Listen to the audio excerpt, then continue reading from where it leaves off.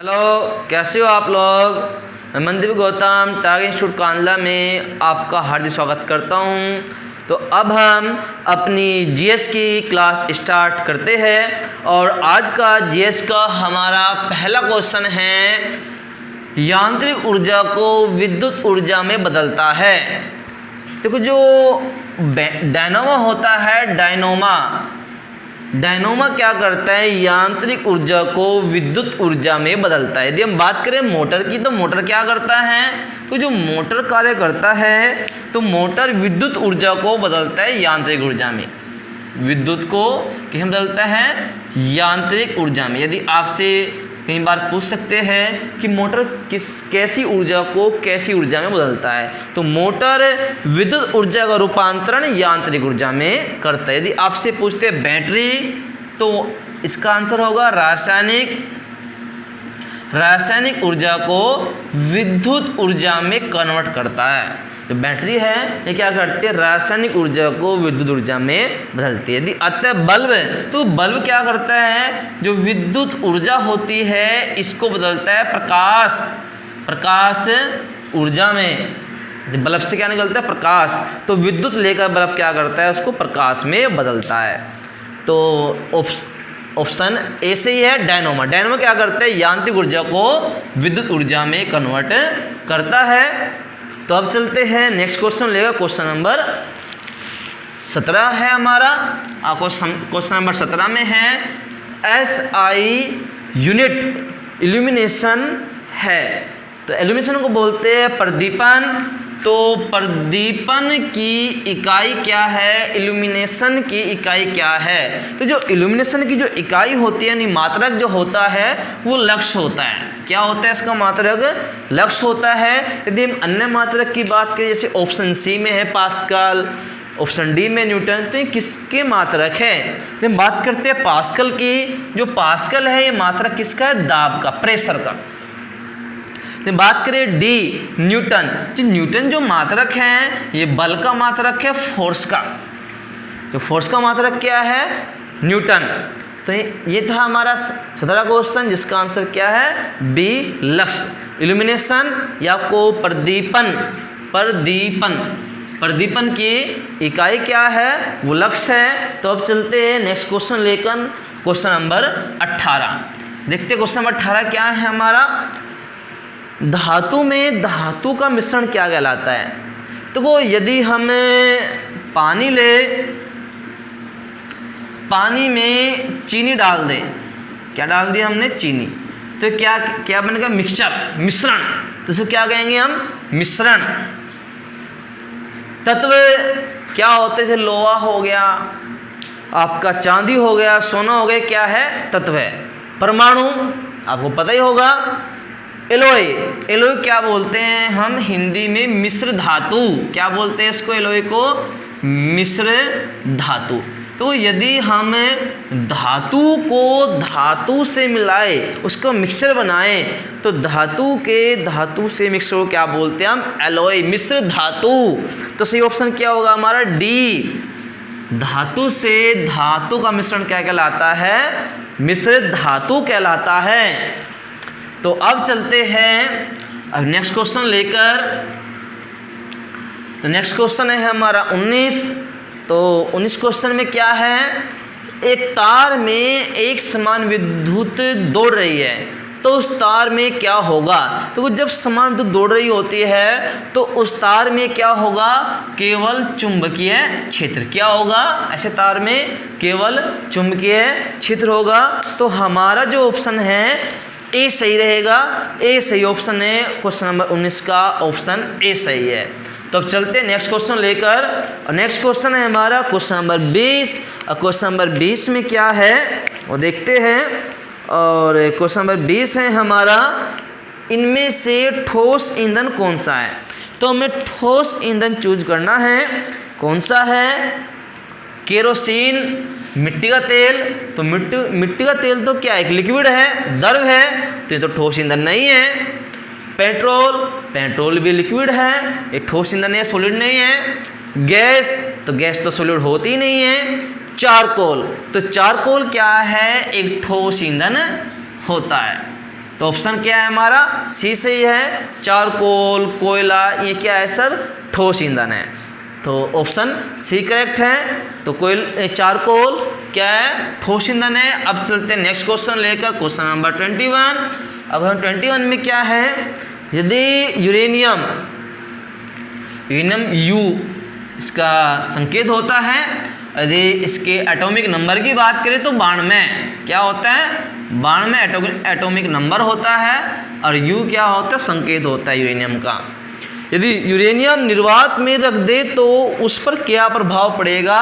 तो यदि हम निर्वात में रख देते यूरेनियम को तो यूरेनियम पर क्या होता है बच्चों, कोई प्रभाव नहीं पड़ता।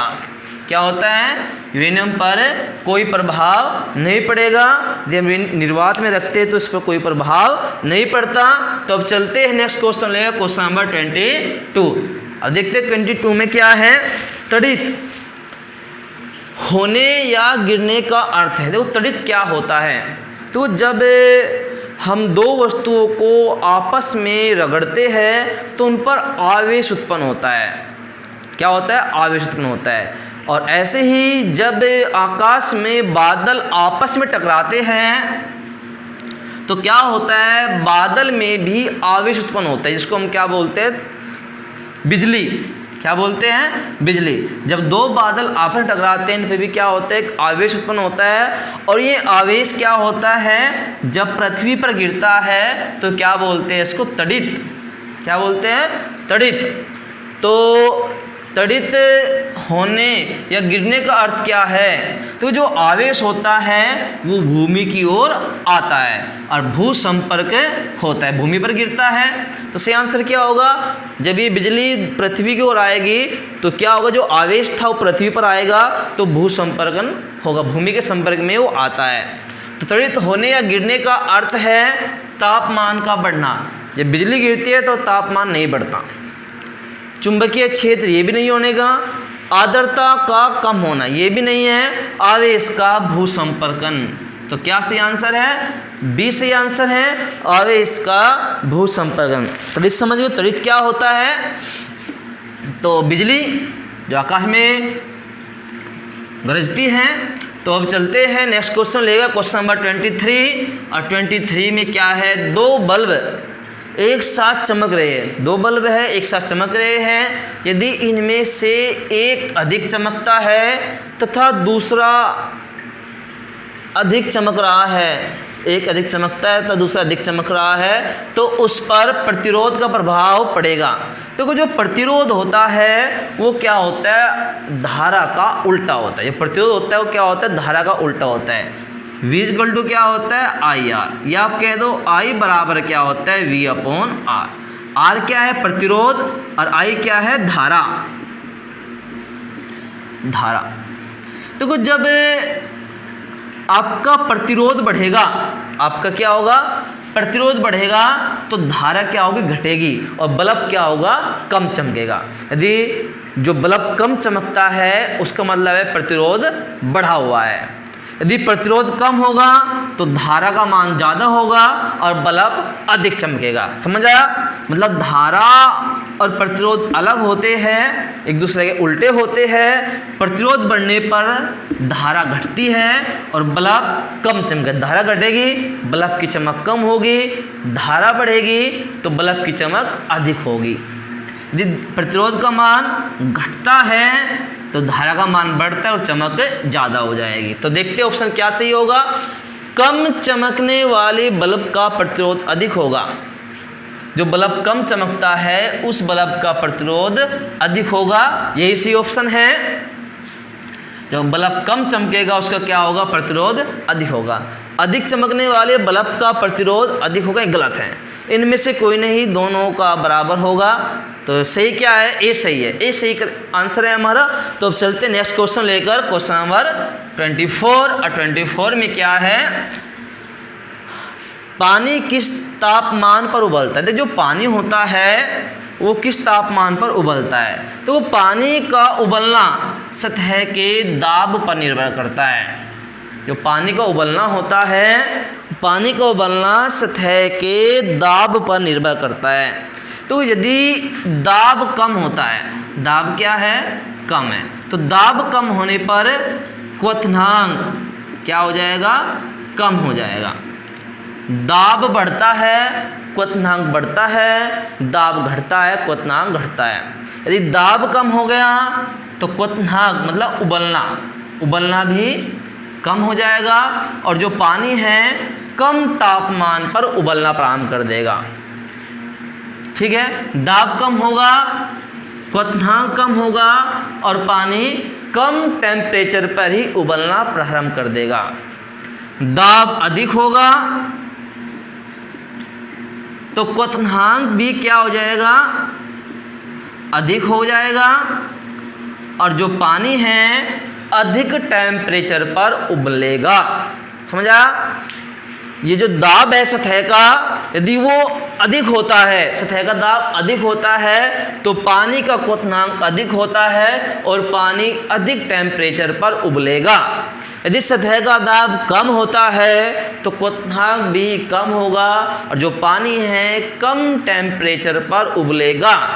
तो जो तापमान है, उबलने का तापमान है, वो किस पर निर्भर करता है, सतह के दाब पर निर्भर करता है। और सही आंसर क्या है, बी सही आंसर है।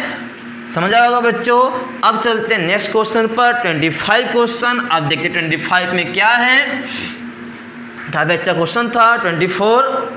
25 में है जल का गलनांक कितने डिग्री है। तो गलनांक क्या होता है, गलना मतलब पिघलना। तो जो जल है ये जब बर्फ़ के रूप में होता है तो 0 डिग्री पर क्या होता है, ये गलना शुरू हो जाता है। तो जो बर्फ़ का को जल का जो गलनांक होता है वो कितना होता है, 0 डिग्री सेल्सियस। कितना होता है, 0 डिग्री सेल्सियस। तो सही आंसर क्या होगा, ए। सही आंसर क्या होगा, ए। जो पानी होता है जो बर्फ़ के रूप में स्थित होता है पानी, तो जब बर्फ़ के रूप में होता है तो 0 डिग्री पर क्या होता है, पिघलना प्रारंभ कर देता है, गलना प्रारंभ कर देता है। तो गलनांक कितना है, 0 डिग्री पर गलनांक है। तो अब चलते हैं नेक्स्ट क्वेश्चन लेगा, क्वेश्चन नंबर 26। और 26 में है पहाड़ पर चढ़ने पर दाब बढ़ता है या घटता है। तो यदि हम ऊपर की ओर जाते हैं तो ऊपर की ओर जाने पर क्या होता है, जो दाब होता है, दाब क्या होता है, घटता है। जितना हम ऊपर की ओर जाएंगे उतना ही दाब घटेगा।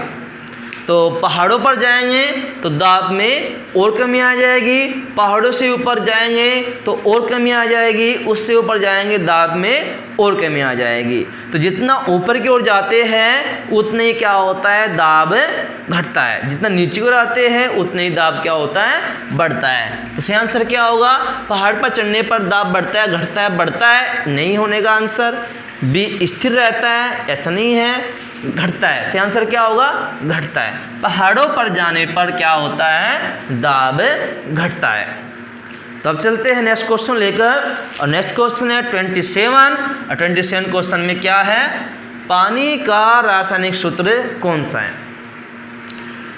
देखो पानी रासायनिक सूत्र कौन सा है, से बच्चों को पता होगा, H2O। H2O पानी का रासायनिक सूत्र है।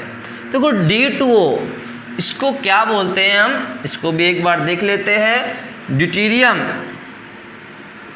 ड्यूटेरियम ऑक्साइड, क्या बोलते हैं इसको, ड्यूटेरियम ऑक्साइड। और कई बार आता है कि भारी जल क्या है, भारी जल, इसको क्या बोलते हैं हम, भारी जल। आपको याद रखना है, कई बार क्वेश्चन आ सकता है कि भारी जल का सूत्र क्या है। तो भारी जल है, इसका सूत्र क्या है, D2O ड्यूटेरियम ऑक्साइड। ये सही बच्चों को पता होगा। CO2 कार्बन डाइऑक्साइड एक ग्रीन हरित गैस है। CO2 ग्लोबल वार्मिंग में सहयोग करती है। और कई बार क्वेश्चन आता है कि आग बुझाने में किसका प्रयोग किया जाता है। तो आग बुझाने में CO2 कार्बन डाइऑक्साइड का ही प्रयोग किया जाता है।